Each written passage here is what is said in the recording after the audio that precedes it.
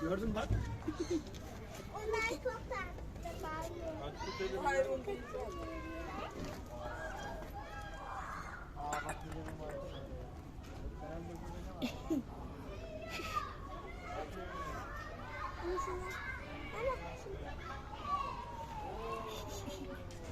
O adam bize zevk alıyor oradan yürümesin ya.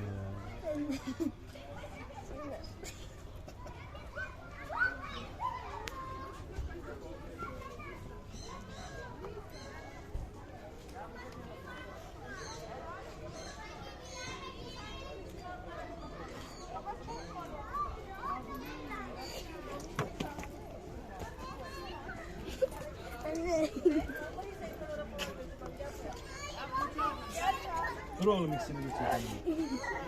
Az kenara kaç sen diyor.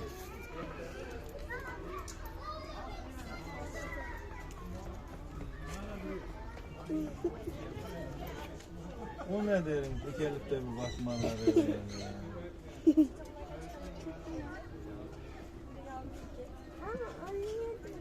Ben bir kete tutayım. Ayağa kalksın. Nereye gitti ya? Gel. Ha geldi.